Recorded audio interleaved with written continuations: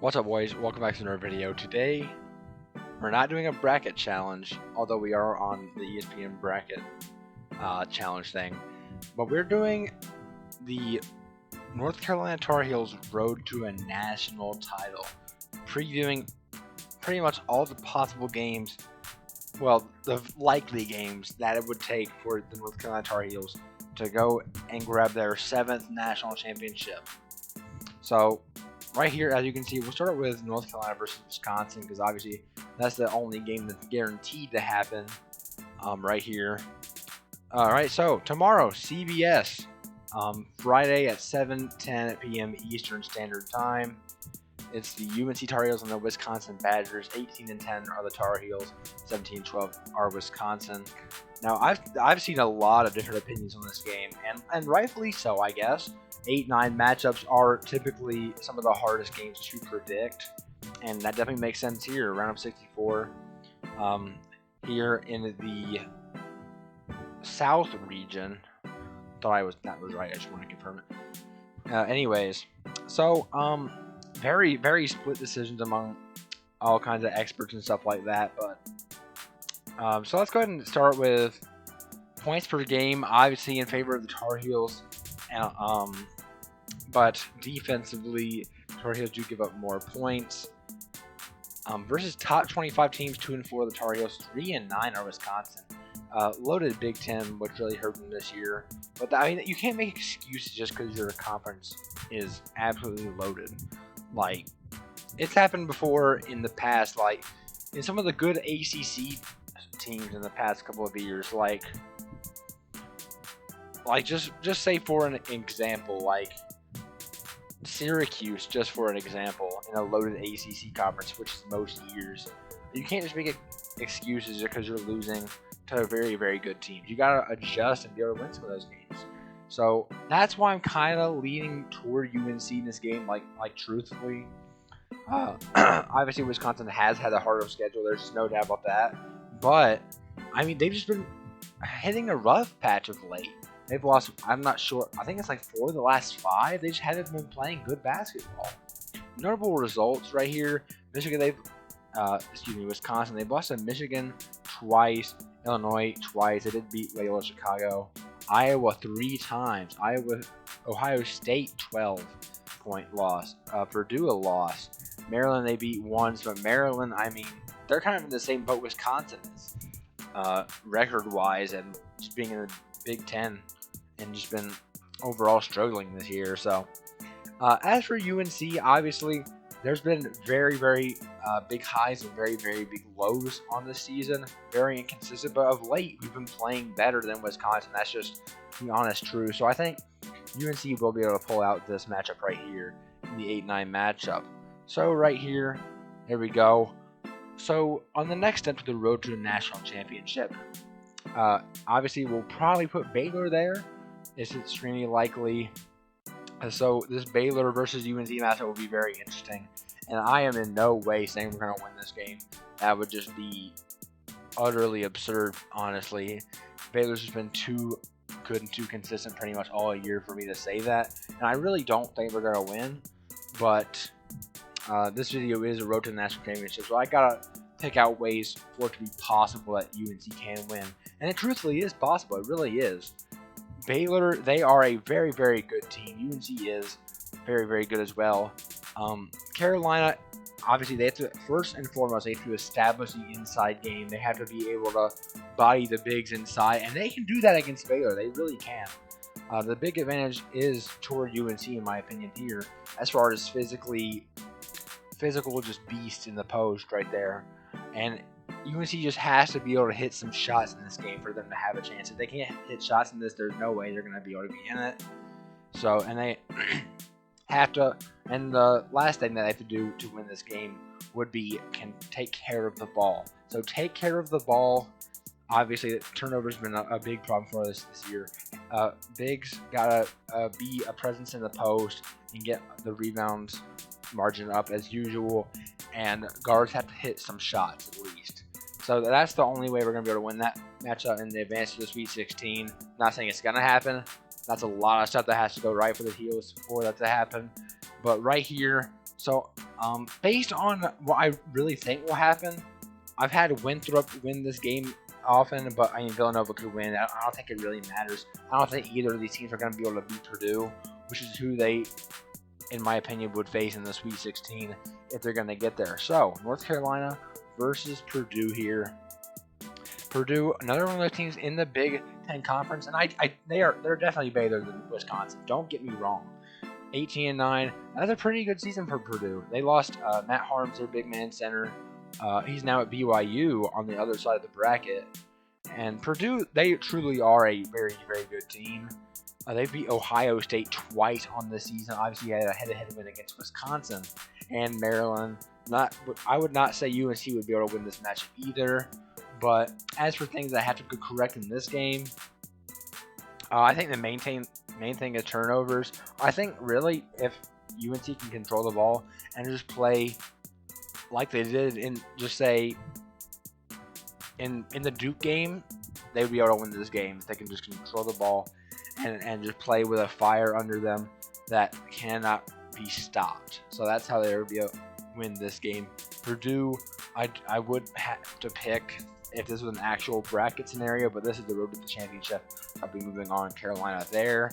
And as for who they would meet in the Elite Eight, Texas Tech, I think, will beat Utah State, Arkansas here. And Virginia Tech, Florida doesn't really matter. I don't think either of those teams are going to be capable of pulling off the upset over Ohio State, which I think Ohio State and Arkansas is interesting. So actually what I'm going to do, I'm going to do Arkansas and Ohio State since it really is possible. I could see either of those teams being in the Elite Eight. So right here, Arkansas versus UNC. Arkansas, they've been very, very surprising this year. Their offense is really hard to stop. They do allow quite a few points, but they've been playing very, very good. Have a head-to-head win against Alabama. Only lost by 4 against a very, very good Oklahoma State team. Beat Missouri twice. Beat Florida by 11 and Ole Miss by 15. Arkansas is a very good team. But I think, obviously, talent-wise, UNC does have the edge. So in this matchup, I think if the talent mismatch does show up, I think that UNC would be able to win this game. They definitely need to be able to hit shots against this Arkansas team. Arkansas is not great defensively, so you're going to be able to get pretty consistent scoring on the inside.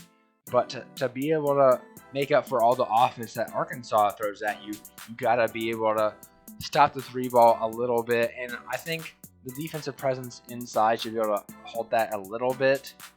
So, yeah, I think UNC definitely could win that matchup. But I think it is slightly more likely that Ohio State makes it to the Elite Eight in the first place. So let's go ahead and review between these two as well.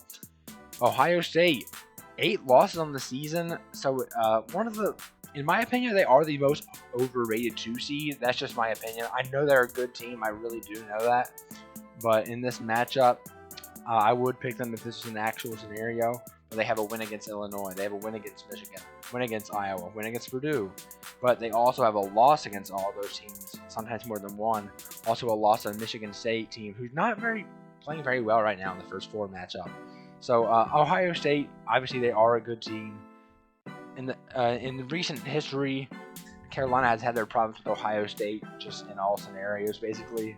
So, but for UNC to be able to win this game right here, they gotta be able to stop that Ohio State offense, especially the 3 ball, which Carolina's not been great at stopping this year. That's a big ask to stop Ohio State from shooting the 3 ball, but you're gonna have to do it basically for them to be able to win this matchup. And so pretty much take away Ohio State's 3-point shots, and UNC's got to make some of those 3-point shots that they're taking away from Ohio State, and obviously control the ball. So, yeah, that's Carolina's path to the Final Four, in which I think it's more than likely that they will face Illinois. I really don't see a scenario where Houston makes it to the Final Four. That's just my honest opinion there. So I'll just have Illinois make it all the way here to the Final Four in Indianapolis. Illinois is a very, very good team. They're probably playing like the best team in the Big Ten right now, if not all of college basketball outside of like Gonzaga, honestly. They are very, very good. Loaded offense. Ayo and Kobe Coburn. That is the key to winning this game. Stop those two guys. They do have a good supporting cast, don't get me wrong, but if you can stop those two guys, Kobe Coburn and Ayo, you got a great chance at winning this basketball game. UNC, they don't play great defense, but I think if you rotate our bigs in on Kobe Coburn and keep Leaky Black on Ayo, maybe you can hold both of them under 10 points. That'd give you a very, very good shot of winning. Again, not saying that's the most likely scenario. It obviously isn't. But if UNC can pull that off, they can advance to the national championship, in which I think is more. I'll do a couple scenarios for the national championship matchup. First of which, obviously, probably the most likely option, and that would be Gonzaga. I think Gonzaga has by far the easiest route to the Final Four. I mean, just look at this. Gonzaga, obviously Norfolk State. I mean, like, seriously. Okay, Oklahoma's falling off. So is Missouri. Creighton's been falling off. At UCSB and Ohio, those teams are like two upset picks that are being predicted, but obviously the talent level is not even close to Gonzaga's. Virginia's had problems in their programming. You guys know what I'm talking about. I don't really want to say it because why not? USC is a decent team, but in the Pac-12, they're not going to be ready for a team like Gonzaga. Kansas, they've had the same problems as Virginia, Oregon, Pac-12, and Iowa's the only real team that could really challenge them, but they faced off early in the year and it didn't go well for them. So, Gonzaga versus North Carolina anyways. Gonzaga is not fantastic defensively.